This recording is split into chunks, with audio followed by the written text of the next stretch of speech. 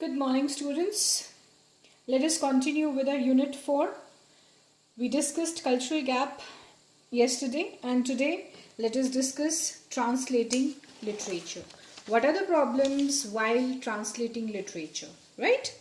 So, a literary text is not easy to translate simply because its language is often figurative. Figurative language क्या होती है? Creative writing के paper में हमने बहुत सारी लिटरेरी टर्म्स पढ़ी, ऑक्सिमोरोन, पर्सोनिफिकेशन, मेटाफर, सिमिली, है ना? All these things are figurative language, often figurative and multi-layered structure which defies simple decoding. So decoding is not possible. A translator finds it difficult to capture the essence of flavor or the source text in the target language. The translated text should be such as to preserve to a great extent the aesthetic delight of the original. Now aesthetic, which is related to art, which is related to beauty of the original. This is easier said than done. Not so easy, it says. So what the writer has done, he has focused on three areas, three genres, to find out or to tell us what are the problems translator faces in translating poetry, drama and prose. Famous American poet Robert Frost once remarked, poetry is that which is lost in translation. Is not that, okay? This might be true in case of bad translation. However, when the poet himself is the translator, he might produce a work which is better than the original. Tagore's translation of his Bangla poems entitled Gitanjali, for instance, into English is a case in point. That is, it is an example here. Tagore has been able to convey the flavor of the original in his translated version, and his poem has delighted millions of readers in English all over the world since W.B. Yeats recommended it to the reader in the English-speaking world. Now the question arises as to what makes poetry almost untranslatable. क्यों नहीं translate कर सकते हम? There are many things which make translating poetry a daunting task, a difficult task. Linguistic structures, figurative language, rhythm, rhyme, meter, specific expression, cultural and mythical reverberations. Reverberations are nothing but your echoes, right? So, अगर आप इसको otherwise समझने की कोशिश करो ना कि translating poetry में सबसे ज़्यादा डिफ़िकल्टी आती है अगर ट्रांसलेटर कोई और हो, but when the writer is himself doing the translation then it is not much of a problem. Linguistic problems. Poets often combine words in unusual ways. They often use non-standard syntactic structures for some specific purpose. Such problems must be tackled by the translator systematically. He must be able to find accepted collocations in the target language which may be more or less similar to the ones in the source text and use them effectively. The problem of poetic structure can be solved by the translator by using following steps. Finding the logical subject first, finding the specific verb, and then reconstructing the sentences in the target language. Okay? This is how linguistic problems can be solved. Now, literary problems. The beauty of a poem lies in its chosen word order, syntax जिसे हम बोलते हैं, and the sounds this word order creates, which give to poem its aesthetic value. If the translator disturbs this word order in any way, he is likely to undermine the beauty of the poem and even distort its overall meaning. So, during the process of translation, the translator has to be alert to keep this aesthetic value of the poem intact. तो हम ये conclusion कर सकते हैं कि जब हम poetry translating poetry की बात करते हैं, जनरल हमने क्या बात करी कि जब जनरल हम ट्रांसलेशन कर रहे हैं, what is important is it is important to maintain the context, right. लेकिन जब हम पोइट्री की बात कर रहे हैं, उस केस में जो पोइट्री की एस्थेटिक वैल्यू है that should not be lost. ये कंक्लूजन हम ड्रॉ कर सकते हैं.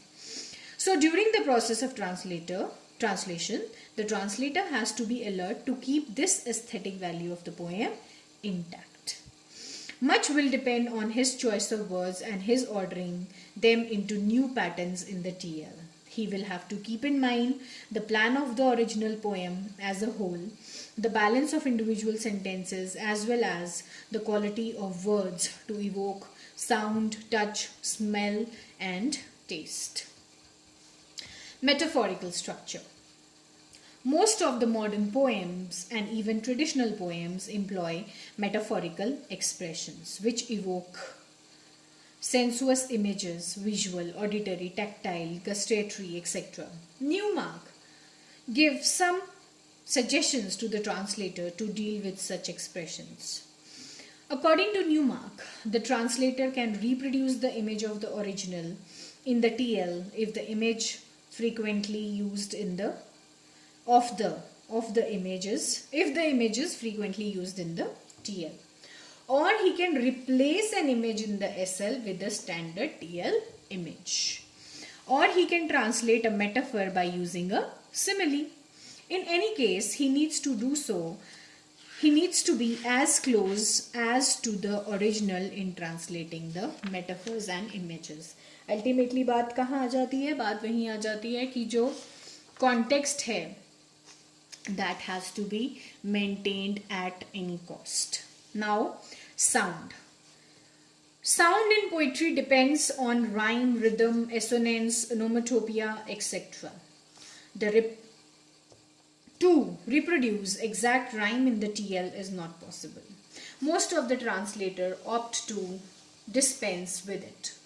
Of the three most important factors, structure, metaphor, sound can be sacrificed if the beauty of the poem does not solely lies in the sound effect. ठीक है? तो 3 major aspects हमने पढ़े, स्ट्रक्चर, मेटाफर और sound. And the writer is over here trying to conclude कि अगर हम sound को छोड़ भी देते हैं ट्रांसलेशन में, but what we have to do, क्या हमने यहाँ से कंक्लूजन फाइंड आउट किया, that the aesthetic value of the poem must be maintained, right? Cultural bound expressions in poem are difficult to translate. There are several ways to deal with this. Literal translation, transference, naturalization, cultural equivalent, functional equivalent, notes, deletions, reductions, synonymous. Among the most crude ways is the literal translation. An effective way is to find out cultural equivalent in the target language or to neutralize the cultural bound expression. Ode to a Nightingale by John Keats has its core in the Western culture. Ruth or Hippocrene belonging to a particular milieu cannot be transported as such in any language. अब यहाँ ना एक और चीज़ समझो, हमने कौन सी poem पढ़ी है, पीकॉक्स का मेंशन कौन सी पोएम में आया है, कंपल्सरी इंग्लिश में हमने पढ़ा है, जहाँ मैंने आपको नाइटिंगेल की स्टोरी भी बताई है. कीट्स जो थे, जॉन कीट्स ने मैक्सिमम जो ट्रांसलेशन करी है ना, वो ग्रीक माइथोलॉजी से उठाया उन्होंने, वहाँ से even this poem is inspired from there, right? So what is the writer telling you here? That the translator, when he is doing translation, he will have to retain them with explanatory notes.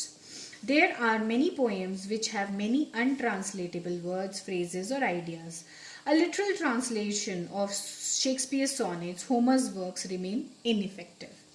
The translator has to take liberty with form and structure along with the ideas. But won't that be a different poem? He's asking a question.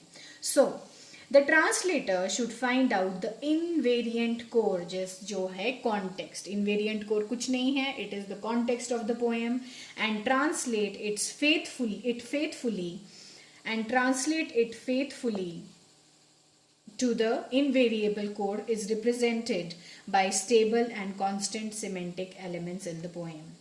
Changes in translating poem should not in any way alter the meaning.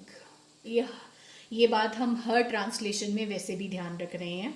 यहाँ पे भी he is saying the same thing. Okay, aesthetic beauty maintain करनी है, aesthetic value maintain करनी है poem की जब उसको ट्रांसलेट कर रहे हैं. और क्या होना चाहिए? We should not lose the meaning. What are the problems we face when we are translating prose?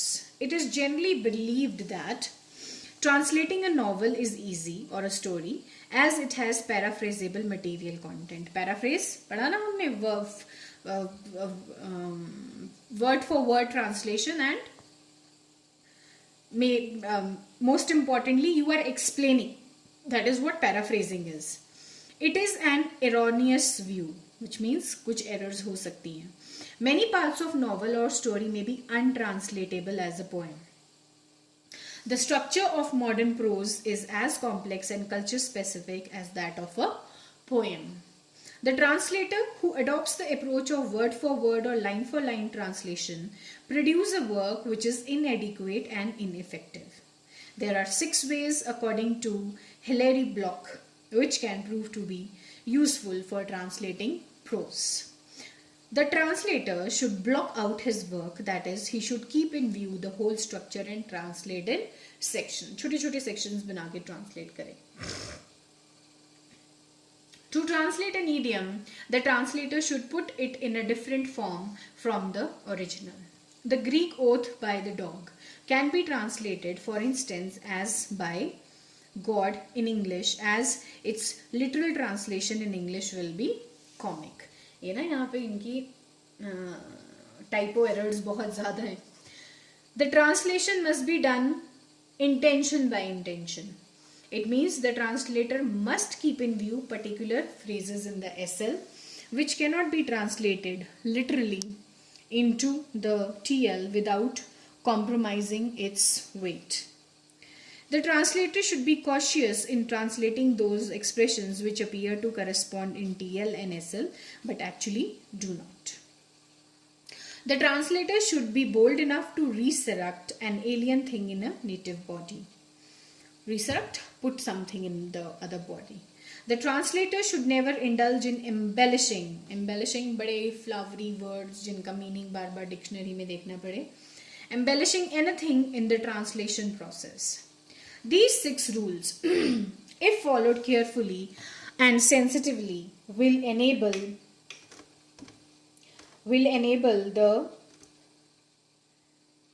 a translator to provide the new reader of a text which is quite close to the original and which conforms to the stylistic and idiomatic norms of the target language. So here are 6 rules, he says, which a translator should keep in mind when he is translating prose. Next is translating dramatic text. A dramatic text cannot be translated in the same way as a prose. It is read differently. It is not possible to take a theatre text as complete. In reality, a theatre text is inextricably linked with its performance on the stage. The result is that its true potential is realized only in performance. तो ये ध्यान रखना है आपने, है ना, जहाँ हम ड्रामा की बात करते हैं. So, the written text meant for theatre is different from a written text meant to be read only. It has a substructure that determines the movements of an actor using it on the stage.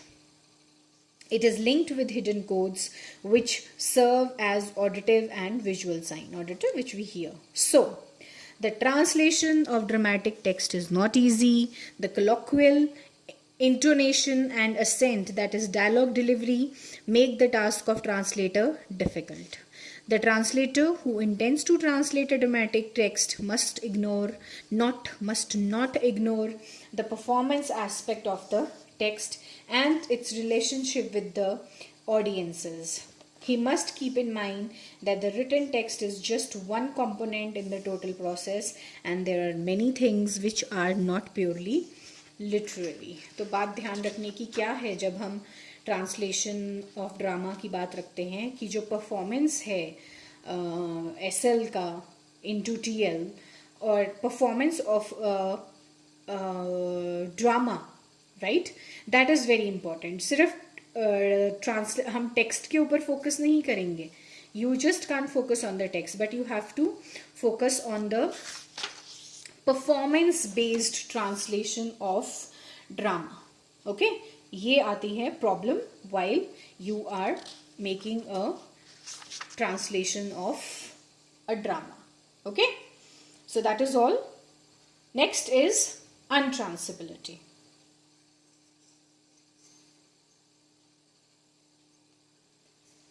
What is untranslatability? Untranslatability. There are different notions about this term. It means impossibility to translate, unable to expressed or written down in any language, or inability to find an equivalent of a word or phrase for a source text in the target language. These notions point out to one common thing, that is a large gap between the source language and the target language.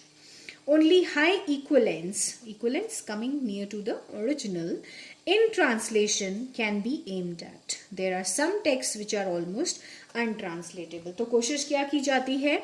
We try to come near the original, है ना?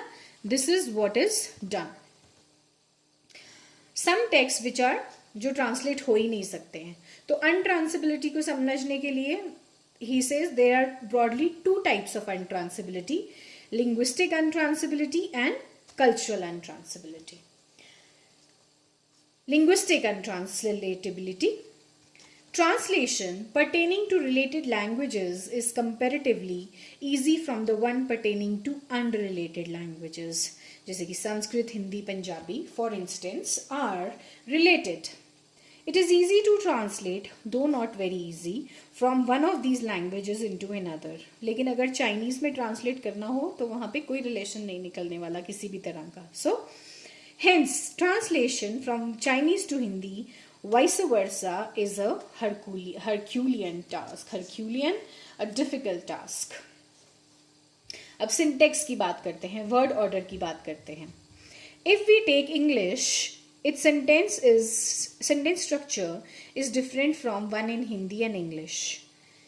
Subject, verb, object, और हिंदी में है subject, object, verb. He sings a song.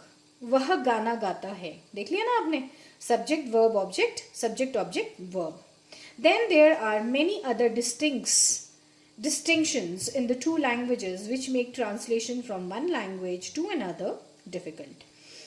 अब आ गया gender distinction. In English is controlled by the pronoun he and she, while in Hindi it is controlled by the verb. वह जा रहा है. He is going. रहा the verb और यहाँ pronoun. वह जा रही है. She is going. समझे ना अंतर इनमें? Then the use of tense जो हमने पहले पढ़ा. Hindi speaking people, rather people speak most of the Indian languages, Punjabi, Uriya, use present continuous in place of normal simple tense. I am liking you, not I like you. So untranslatability is perhaps not so valid in case of Hindi and English as it is in case of languages like Chinese and English, Japanese and Hindi, Arabic and Hebrew. Hebrew कौन सी language है? Hebrew was the original language जिसमें सबसे पहले Bible लिखी गई थी. ठीक है? Some absurdities, confusions, complexities in translation verge on the comic, such as specialist in women and other diseases in a doctor's office in Rome, or otherwise हम क्या बोलते हैं? Gynecologist. Take one of our horse-driven city tours. We guarantee no miscarriages. Miscarriages, you know. So in a tourist agency in Czechoslovakia, literal translations की हुई है, ये कह रहा है. The lift is being fixed for the next day. During that time, we regret that you will be unbearable. तो कितने funny है ये, अगर आप समझ पाओ इनको, है ना. और ये कहाँ लिखा हुआ है? In a Bucharest hotel lobby. Hotel की लॉबी में लिखा हुआ है. So very confusing while translating and while trying to understand the meaning. Linguistic untranslatability की बात कर रहे हैं हम यहाँ. These absurdities in translation are due to difference in sentence patterns, that is syntax, in different languages. It is the study of meaning in sentences. The meaning of a word varies from one context to another. If the translator fails to decipher the exact meaning in the context in which it is used as the end product may be either misleading or confusing or even offensive. The terms sannyasi, moksha are difficult to translate as their exact equivalents are not available in English, for instance. Some word changes its meaning in different context. The word upahar in Hindi, for instance, means a present, but in Marathi it means refreshment. Shiksha in Hindi signifies teaching or education, while in Marathi it means punishment. तो अपनी country में देख लो semantics के कितने ज़्यादा problems create होती हैं, right. इंट्राकल्चर some words to express relations, ये हम पहले पढ़ चुके हैं ना. Difficulties to the translator. There is one word uncle for chacha, mama, and this is thus inadequate for translation. You in English carries no nuance of respect as does to equivalent word in आप. Obviously, you वो respect नहीं दिखाता जो respect आप दिखाता है. ये चीज़ समझनी है यहाँ पे. Chinese have words which show position of a person in the family. No equivalent is found for such a word in English. Metaphorical language. Figures of speech such as metaphors are difficult to translate. Some of these are impossible to translate. Poems rich in metaphorical language when translated lose their beauty and effect. तो जो हम अभी तक पढ़ रहे हैं ना problems में वो somehow interrelated है. There is not much of difference. तो अभी हमने जितना भी इसको व्यू किया या देखा ना तो हम क्या बोल सकते हैं कि एक तो हो गया आपका सेंटेंस स्ट्रक्चर, उसकी प्रॉब्लम आती है, ठीक है. फिर आती है आपको मेटाफर्स की प्रॉब्लम आती है. सेंटेंस स्ट्रक्चर आपका लिंग्विस्टिक हो गया. कल्चर तो है ही है, ठीक है. फिर आपको प्रॉब्लम आती है ईडियम्स को ट्रांसलेट करने में, right. Then some culture specific words को ट्रांसलेट करने में प्रॉब्लम आती है, राइट. एंड स्लैंग्स भी कल्चरल स्पेसिफिक वर्ड्स में आ जाते हैं. तो ये सारी चीज़ें ना somehow correlated हैं, right. Slangs are words used in informal day-to-day language. They have the local flavor. They cannot be translated as no equivalent will convey their flavor or essence adequately. Consider such words as fiver, $5, tenner, $10, DIY होना चाहिए, do it yourself, skiving, to avoid school. The equivalent words in Hindi do not exist. Of course, the translator can create his new words. So we have seen the problems that arise as far as linguistic untranslatability is concerned. And next is cultural untranslatability. Cultural gap also gives rise to untranslatability. There are many reasons for cultural gap, such as this is very easy to understand, कुछ complicated नहीं है इसमें, है ना.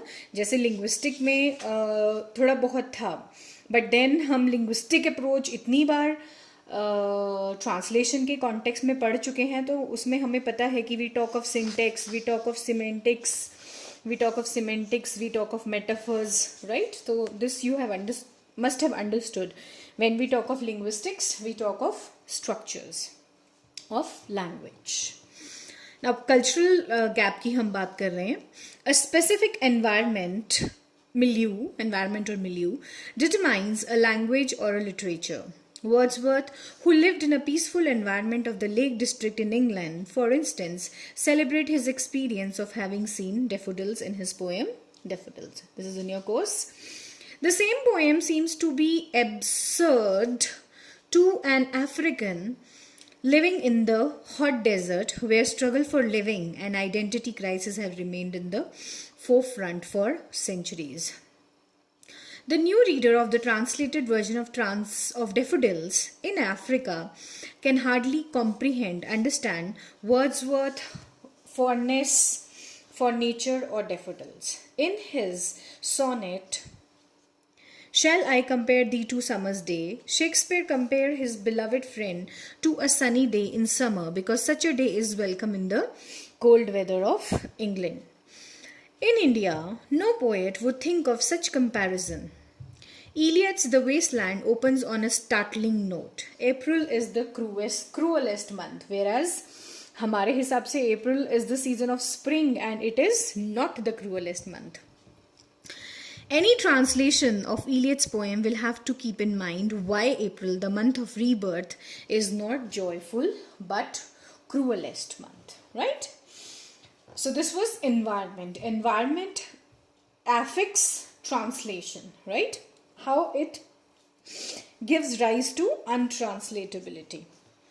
Traditions and customs vary from one country to another. It becomes very difficult for a translate to tackle situations, customs, and rituals expressed in the original text and reproduce them for the new, unfamiliar reader in the target language. For example, an owl is a symbol of wisdom in the European countries, while in India it is considered inauspicious. Evil symbol माना जाता है, evil के उस पे लेते हैं owl को India में. Throwing a shoe after a young couple in England and some other countries is considered auspicious, while throwing a shoe on or after any person is very offensive and insulting in India. Next is history. An incident which is of historic interest in the source language cannot be easily translated in any target language, as the new reader is unable to comprehend and appreciate it without knowing its historical background. For example, Indians celebrate the hangings of freedom fighters like Bhagat Singh. However, the English readers would fail to appreciate the feeling of Indians in such matters. There is a long history of apartheid and its accompanying angst in Africa. Without understanding it, the feelings of Africans can never be understood. So this is why history is untranslatable. Then relations. In India and many Asian countries, people are addressed according to their family or societal position. In India, we address a child or boy fondly as Kaka, and elderly person as Dada, Bhai, Chacha, etc. This tradition, is unknown among English. उनके यहाँ एक ही चलता है, uncle and boy. The cultural gap will have to be filled by the translator by either retaining the original traditions or by adding explanatory notes where possible. Okay, so these were the two things that we studied as far as untranslatability is concerned. Or untranslatability kya hui? There are notions, which means, okay, reasons why some work cannot be translated. Because of linguistic untranslatability hai, कई linguistically translate नहीं हो सकते text, and कई text cultural base पे translate नहीं हो सकते. Okay?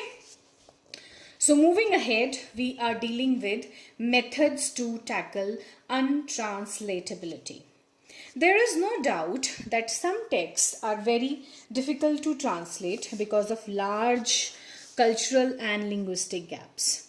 Abandoning a text as untranslatable is easy but is unfair. The translator has to think of ways and means of translating even the untranslatable. It is through translation that cultural, linguistic, and historical gaps can be bridged to build a world of better understanding and empathy. The translation of the Ramayana in different Indian languages as also the translation of Bible in many world languages has affected generations of readers belonging to different regions with different cultures and traditions. Here are some methods for the translator to deal with the problem of untranslatability. Adaptation. Some methods to deal with problem of untranslatability. Adaptation. Adaptation is a way of adapting a text and translating it in target language in such a way that it becomes intelligible culturally to the new reader. Adapt करना समझते हो आप? जैसे कि हमने जब methods की बात करी थी तो हमने ये पढ़ा कि जो वर्क है उसकी अडेप्टेशन बना देते हैं ट्रांसलेटेड टेक्स्ट में, है ना. लिटरेचर की बात हम करते हैं तो जो स्टोरीज़ हैं या हमारे novels हैं, they are made into adaptations into films, right? And they are made in such a way कि it suits the reader, it suits the audience जिसके लिए adaptation बनाई गई है, right? So over here also he's saying to deal untranslatability, what method is applied? Adaptation, right? It is a way of adapting a text and translating it in target language in such a way that it becomes intelligible culturally to the new reader. A number of changes and manipulations are made to the source text to achieve the goal. The translator may replace some untranslatable material in the source text with its near cultural equivalent in the target language, taking care to retain the essence of the text. For while translating Lewis Carroll's Alice in Wonderland, पढ़ी होगी सबने, पढ़ी नहीं होगी तो देखी होगी, नहीं देखी है तो देखो please. In Russian, the translator deliberately replaced English rhymes such as Twinkle Twinkle Little Star with local nursery rhyme poems because the local children would have not enjoyed culturally different poems. The translated version became popular with Russian children. Another way of adaptation is to leave out in translation some portions. पहली चीज क्या है? Translate इस तरीके से करो that it becomes intelligible culturally to the new reader. New reader जिस culture को बिलोंग करता है उस कल्चर के अकॉर्डिंग अडेप्टेशन बनाई जाए. And another way is to leave out some portion of the original text find unsuitable for the target audience. This is done especially in translating literary classics for the young readers. For example, some sexual references or offensive bhakti in the original can be dispensed with easily in the translated version. This is doubtful what it should be. The translator, however, needs to be cautious about retaining the essence of the source text. बात फिर वहीं आ गई. बेशक he is leaving out certain things, but he has to make sure that the essence of the target text be maintained.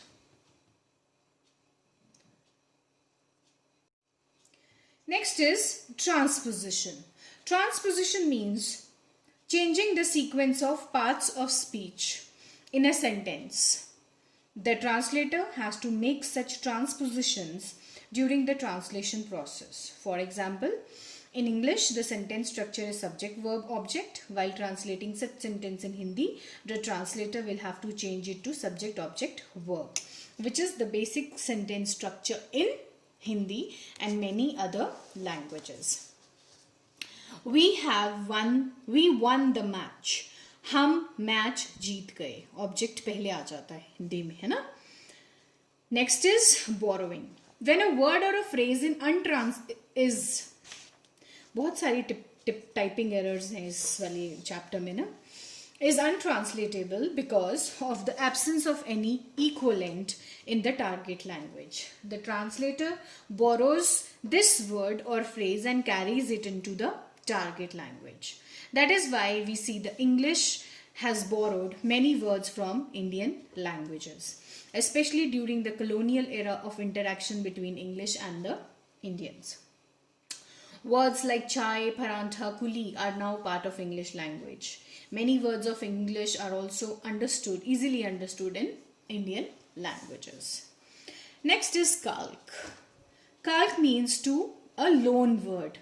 Adam's apple, a kalk, has been taken from French, pomme d'Adam. Beer comes from German, Biergarten. There are many examples in English of kalk being a close imitation, such as air condition, for air condition in italics, masterpiece as Italian, masterpiece from Mainstruck in the Dutch.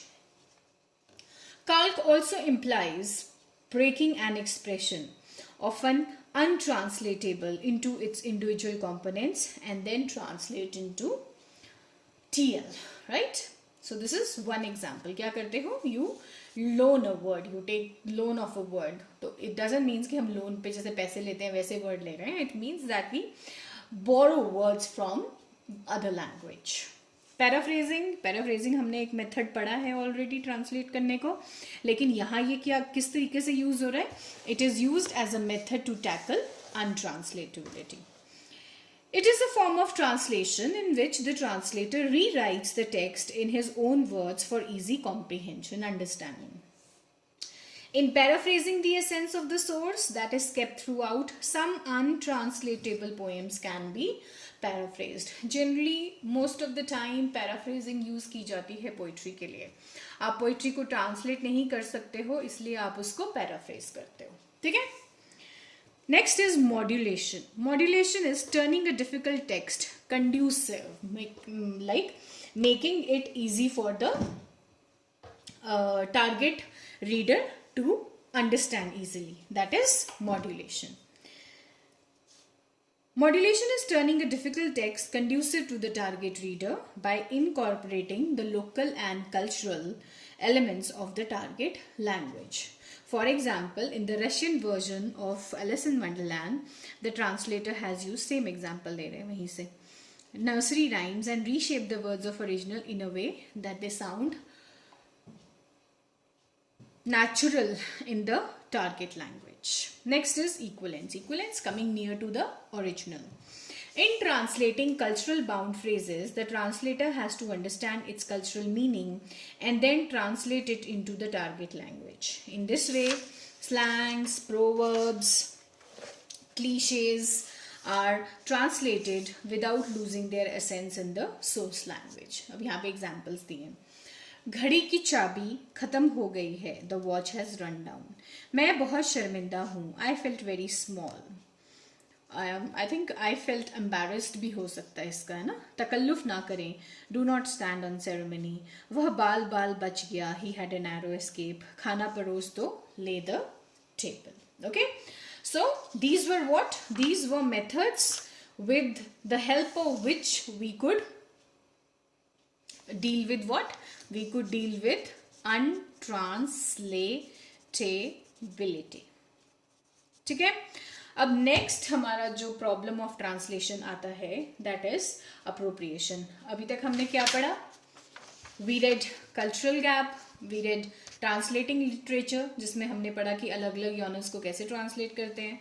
उसके बाद हमने अनट्रांसलेटेबिलिटी पढ़ा और ये पढ़ा कि how untranslatability can be tackled. Now we have appropriation. Appropriate समझते हैं आप? So this is somewhat like near to that. Translation is been linked with colonization.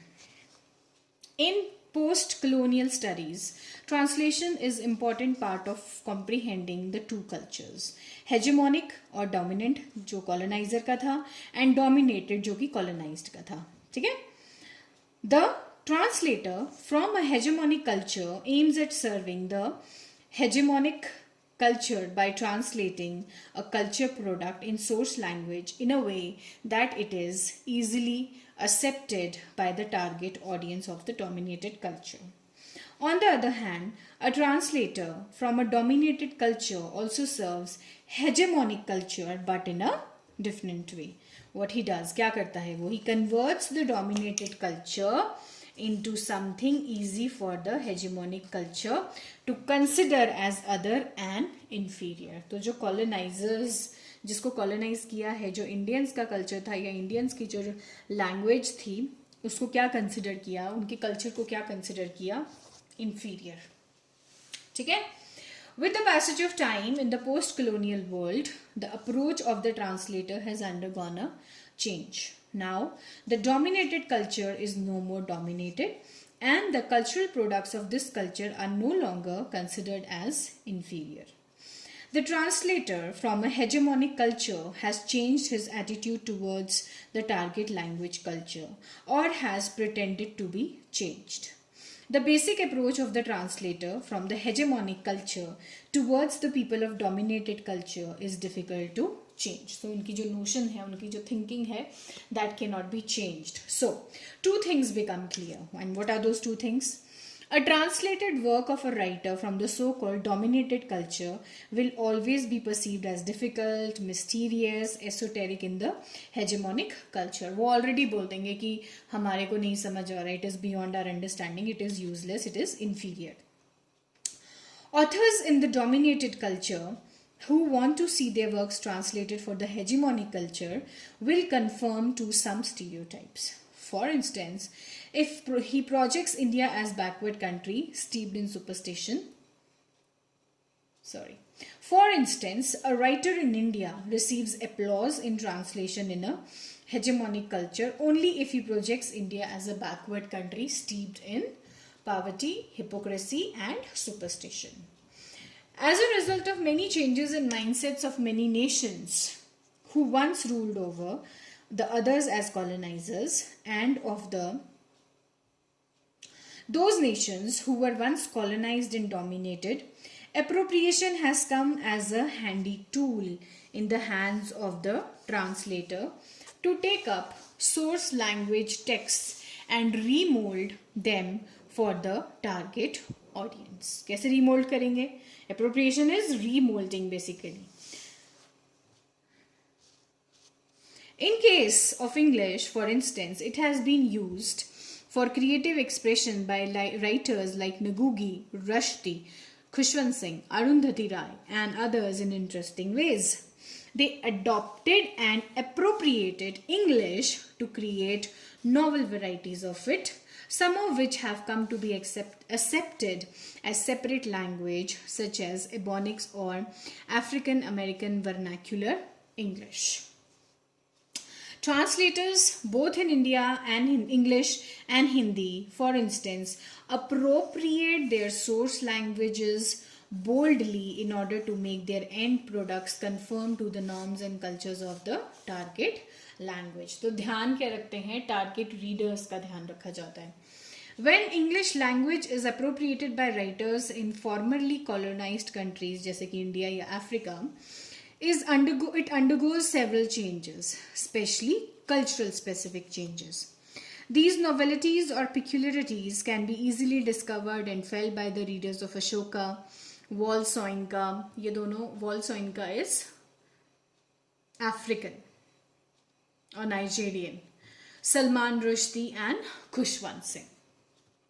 So here are some strategies of language appropriation. So what are these? First is glossing. Glossing means adding an explanatory comment. The writer or the translator resorts to glossing when a word is culture bound and has no equivalent of the same intensity in the used language. In A Thousand Suns, Khalid Hosseini ki hai, an Afghan American author uses harami, which is an abusive word. You are a clumsy little harami, repeatedly before glossing it. This word cannot be replaced by bastard. Bastard का meaning कुछ और हो जाता है. So, because of its peculiar culture and social background, gloss words convey more than standard words in English. So, appropriation का पहला वे है glossing. Glossing में आप क्या करते हो? कुछ नहीं, सिर्फ एक एक्सप्लेनेटरी कमेंट डाल देते हो, है ना. हराम, बास्टर्ड की जगह हरामी नहीं यूज हो सकता, हरामी की जगह बास्टर्ड नहीं यूज हो सकता. दोनों का ऑपोजिट, टोटली डिफरेंट मीनिंग हो जाता है. Next is code switching. It refers to an author's use of switching from one code to another. For instance, from English to Hindi or Hindi to English within a clause or sentence. This is done when the author feels that only the other language is appropriate for some expressions. कुछ expressions जो कि आप translate नहीं कर सकते हो, खुशवंत सिंह का example उन्होंने पीछे भी दिया, that he used certain words as it is. ठीक है, जहाँ हिंदी का उनको लगा वो हिंदी के वर्ड्स वैसे ही यूज की गए. Next is untranslated words.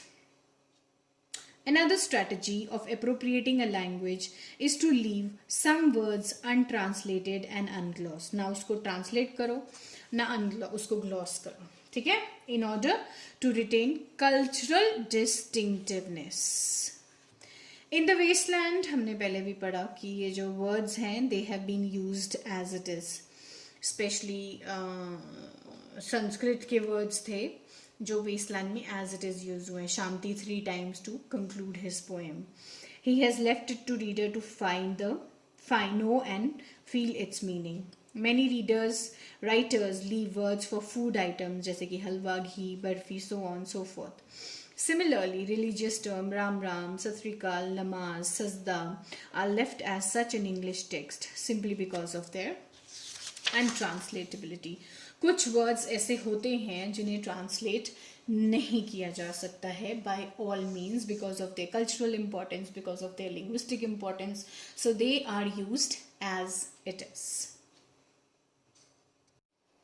Next is syntactic fusion. Appropriation of English is also done by authors, sometimes by mixing the syntax, word order of local language with lexical, that is the words and the phrases, dictionary words and phrases, forms of English. ठीक है, तो वो syntactic order को they keep that in mind while doing appropriation, right? Or while using appropriation. Lexical innovation. It is done by combining the words from two different lexical sources.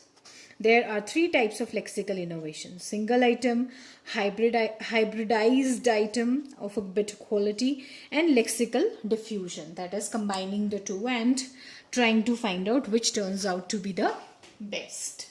Next is translation equivalence. This strategy is done to retain native flavor, native perceptions, native beliefs, etc. in the other language. For example, an African author may use English in a way as to keep native culture alive. An Africanized version of this sentence in English occurs in Chinua Achebe's Arrow of God. I want one of my son to join these places, these people, and be my eyes there. Be my eyes there का मतलब होता है be my representative. तो translation equivalence हम कब से पढ़ते आ रहे हैं? That is, you are trying or you are making an effort to come near the original. अब आगे आपका indigenous. This is a new word. Indigenous discourse markers. Indigenous basically स्वदेशी जिसको हम बोलते हैं ना, that is indigenous. Discourse markers are words and phrases that maintain the flow of structure without changing their meaning. They are syntax independent, as oh कहीं भी लगा दो मतलब ना sentence में, oh well, now, you, knows, I mean, etc. in English. Non-native authors writing in English sometimes use local discourse markers as social markers. In Train to Pakistan, Khushwant Singh uses Punjabi discourse marker at times at Oi, he shouted, Lalla. Okay, so this was the last method that of what? Language appropriation. Last strategy for language appropriation. And now the last problem as far as translation is concerned is translation as appropriation of indigenous languages by English. जो स्वदेशी भाषाएं हैं, जो स्वदेशी है language, उसको translate या appropriate करना near to English. Translation of English text Try to understand it. Vernacular languages हमने पहले पढ़ा. Unique languages of a region, not religion, region, have had a unique influence on the vernacular literatures. The vernacular literatures have been immensely affected through translation by colonial contact. The changes in their forms, for instance, are noticeable. It was the contact with English language and literature that enabled Ngugi, a Kenyan writer, मैं Nigerian बोल रही थी वहाँ पे आपको, he's a Kenyan writer, to evolve the novel form in Gikua. In a way, the translated English literature has been responsible in revivifying local literatures. So, what is he trying to tell us? That translation has become an appropriation, okay, for what? For the local languages into, of English into local languages, okay? The new literary forms of 20th century in England and other European countries influenced many writers to adequately appropriate them to suit Indian social and cultural milieu in native languages. The influence of English enriched Indian languages and literatures in many ways. It gave rise to entirely new forms or better versions, hybridized forms. Language and linguistic forms were appropriated for various reasons, the chief of which was cultural self-assertion. If the vernacular language is not strong, there is no harm to gain strength through translations. The effects of appropriation are recognized by A.K. Ramanujan, who is a great scholar poet who is known for his translations. English and my disciplines, that is linguistics and anthropology is study of human race, gave me my outer form, that is linguistic, metrical, logical and other such ways of shaping experience, and my first 30 years in India, my frequent visits and field trips, my personal and professional preoccupations with Kannada, Tamil, classics and the folklore give me my substance, my inner forms, images and symbols. They are continuous with each other and I no longer can tell what comes from where. So this shows the transformative power of appropriation. तो आपको ध्यान क्या रखना है? That as far as appropriation is concerned, what is being done? They are trying their best to come as close to the SL, of course, and making their best to produce a TL which suits the TL audiences, TL readers. Okay? Now, translation of poetry by Sri Aurobindo. In his essay, Translation of Poetry, ये उनका work है ना? इसका text मैं आप लोगों के साथ शेयर करूंगी. You can read it. But उसका एक जिस्ट यहाँ पे दिया हुआ है. What he says. A translator is not necessarily bound to the exact word and letter to the original he chooses. He can make his own poem out of it if he likes, and that is what is very often done. This is all the more legitimate since we find the literal translations more completely arbitrary than those that are reasonably free, turning life into death and poetic power into poetry and flatness. जबकि जो ये कह रहे हैं उससे पहले हमने जो पढ़ा है उसमें हमने ये पढ़ा कि सबसे मुश्किल काम है पोइट्री को ट्रांसलेट करना, और जो सबसे इजी मेथड हम पोइट्री को ट्रांसलेट करने में लगा सकते हैं जो हमने पढ़ा, that is paraphrasing. It is not many who can carry over the spirit of poem, the characteristic power of its expression and the turn of its rhythmical movement from one language to another, especially when the tongues in question are so alien. Tongues in question जिसमें हम translate कर रहे हैं उसको या जो कोई और ट्रांसलेट कर रहा है, he is alien to that particular language. जैसे कि एग्जांपल मित्रों मरजानी का मैंने दिया था, that south Indian is totally alien to the Punjabi language. तो वही बात यहाँ पे भी हो रही है. Alien in temperature to each other, temperature नहीं होना चाहिए, in temperament to each other होना चाहिए. ठीक है. So what are the most important aspects is you have to keep in mind these things, that when we talked of the problems of translation, this is all what we discussed. अब अगर आपको यहाँ एक पीछे देखेंगे आप अपने questions में सिंपल सा मीनिंग दिया है. Appropriation means taking a text और an idea and rewriting it in order to adopt it to the target language and culture. और हम अप्रोप्रिएशन को क्यों यूज़ करते हैं? It is use to make a text easily understandable to the target audience. And what is the benefit of opposition? Appropriation of indigenous languages by English. The translation of text into vernacular language result in enrichment of indigenous language. स्वदेशी भाषाओं में हमारे को बहुत सारे literature जो है वो अवेलेबल हो जाएगा. That is what will happen. New forms and techniques are absorbed by the vernacular writers in their works as a result thereof. Okay, so this is what you have to keep in mind. Main aspect जो हमारे इसमें रहेंगे वो ये दो नई चीज़ें हैं जो हमने पढ़ी हैं. ऑब्वियसली ये तो है ही हैं, बट समहाउ देन इसमें रेपिटेशन है. That is not of much importance, but then yes you should know. अगर आपको कोई पूछे कि what cultural gap is, it is different between cultural references के बीच में जो डिफरेंस होता है कब, जब हम ट्रांसलेट करते हैं एसएल से टीएल लैंग्वेज में कुछ कल्चरल इश्यूज अराइज होते हैं. That is cultural gap.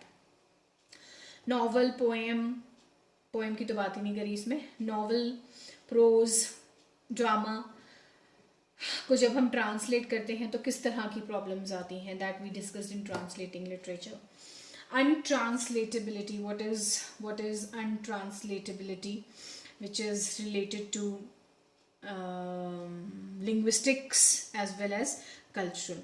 दो problems जो खड़ी होती हैं untranslatability के लिए. You know why a person cannot translate certain things, and then what are the solution. Appropriation is one important, sorry, not appropriation, but adaptation and paraphrase and many other methods he has given you to understand how untranslatability can be dealt with. और untranslatability के लिए आप क्या ध्यान रखेंगे? that it is impossibility to translate or inability to translate a text. that is untranslatability. और appropriation क्या है? it means taking a text and rewriting it in order to adopt it to the target language and culture. So remember these two, they are very very important. And cultural gap क्या होता है, ठीक है? So with this we are done with your unit 4. Next we will move on to unit 5. पढ़िए, मुझे पता है आप लोग नहीं पढ़ रहे हो, ठीक है? पढ़ना शुरू कर दीजिए. ऐसा नहीं होगा कि फरवरी में क्लासेस लगेंगी और फिर आपको दोबारा से कोर्स पढ़ाया जाएगा. We all are working a lot. So जो अभी हो रहा है यूज दैट, राइट? और जो assignments, questions, class test classroom में आ रहे हैं उसी के बेसिस पे आपको इंटरनल असेसमेंट दी जाएगी, ठीक है? That is all for today. Take care.